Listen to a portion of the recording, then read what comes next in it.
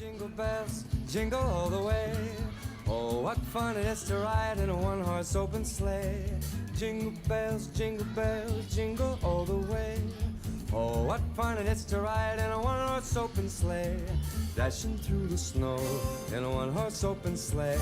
All the fields we go, laughing all the way. Bells on bobtail ring, making spirits bright. What fun it is to ride and sing a sleighing song tonight. Jingle bells, just jingle bells, jingle all the way. Oh, what fun it is to ride in a one-horse open sleigh. Jingle bells, jingle bells, jingle all the way. Oh, what a lot of fun to ride and sing in a one-horse open sleigh. I watch the weather. And I talk about the weather. When everyone else on the plane is watching movies, I'm looking out the window. Out there, big puffy mountains float. I can watch lightning being born. They say it's boring to talk about the weather. I say it's boring not to. Get into the Out There, the Weather Channel. So how often do you get to say this? Christmas morning, colder in Atlanta, Georgia than Portland, Maine. 24 in the ATL, 47 to start the day in Portland. Now, you may pick the weather in Atlanta, sunshine, whereas Portland, you've got rain and wind for your Christmas morning. But boy, that is a temperature flip-flop I don't think anybody expected across the region. We've got that big dip in the jet stream, all that Arctic air spilling southward. I mean, we're talking Gulf Coast, even into parts of Florida, getting in on that big chill. And temperatures right now still in the low 60s in Jacksonville and Tampa, but you can see that Arctic air ever so close. 33 right now in Atlanta.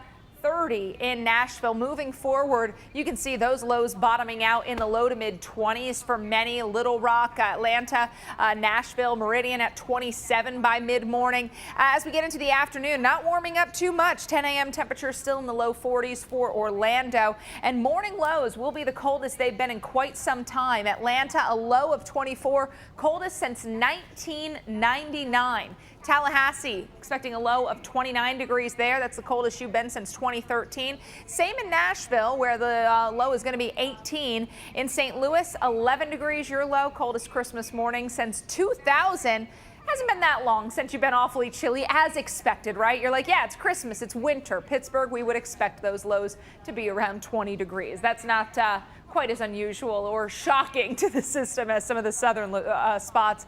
We look at tomorrow evening, and still very cold heading into our Saturday morning. Going to be a chilly one as well. Look at these highs across the state of Florida. Many spots not getting out of the 50s, low 60s for Fort Lauderdale, Mark. Yeah, some cold air that Santa's going through right now, so better get that plate of cookies and glass of milk together. Santa on his trip around the world right now over Brazil. Look at those temperatures. I could take that on a Christmas day. 81 degrees in Brazil right now. So Norad has been handling the job of tracking Santa on Christmas Eve for decades now. Yeah, joining us now, Captain Nathaniel Callan. We really appreciate you being with us on such a busy day for you guys. Well, thanks for having me on the show. Yeah, well, let's start with how this all came about. How did you guys get to be kind of the official Santa tracker?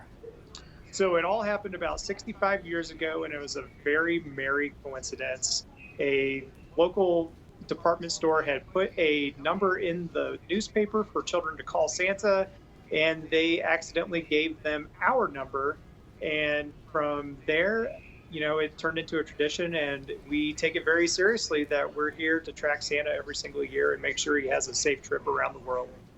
And due to those effects of the time zones, we know that it's a little bit more than 24 hours. With the run starting at the North Pole, when does this start showing up on your tracking grids? So we actually start tracking Santa officially at 4 o'clock in the morning Mountain Standard Time, so about 6 a.m. Eastern Time. And that's when he crosses the international date line, and he works his way westward across Asia, Europe, Africa, and eventually he will end up in Canada, which is our most eastern point in North America. And from there, we have fighter jets that escort him along the way and say hello. And, we're just there to make sure he has a safe trip as he delivers presents to children all around the U.S. and Canada. So cool. Now, what is it? We know Rudolph's guiding him, of course, but what is allowing you guys to track him? So we have a few different ways that we track Santa. We have satellites that are able to track him that way. We also have Rudolph's nose, which is infrared, and so we're able to track his infrared signature. And then also when he gets into North American airspace, we have radars that are able to pick him up, and then we have our fighter jets that are able to get visual on him and say hello and track him the rest of the way to provide a safe escort for him while he's traveling through North America. Such vital information coming out tonight. Captain, thanks so much for joining us tonight. Thanks for having me. Quite an important mission there for sure. Want to talk a little bit about this journey, not only for Santa tonight, but also that journey home to the North Pole. Things have been changing, and this is a good example of that change. It's cold in the east. We know Christmas is going to be blasting in with some very cold temperatures, but ahead of our front, stretching through the northeast corridor, it's actually going to still be quite warm, at least early in the day. Early enough that you'll set some records, I think. Look at Burlington as an example. 61 degrees. Now that's an overnight, early morning high temperature. 61. You haven't seen a Christmas day like that since 1964. It's been a long time. Don't anticipate that being your afternoon temperature, right? This front is blasting through. Temperatures will be falling like a rock. But let's expand the view, right? Eastern Canada up towards the Arctic Circle, and then another big anomaly of warmth in the Arctic itself. We know that with this kind of topsy-turvy jet stream that has wiggles all around the Earth, that the Arctic often winds up getting a punch of really warm air. And we've seen it again and again and again. This is a graph that looks back at where we were towards summer when we were hitting record low levels of sea ice extent in the Arctic earlier this year. So, Alex, that is a trend that is continuing, unfortunately. And coming up on Weather Underground, we're going to get you back to the snow across the Ohio Valley. Of course, we are also tracking some storms along with our front. We've got a tornado warning in Dare and Hyde County here on the way Outer Banks, just north of Hatteras.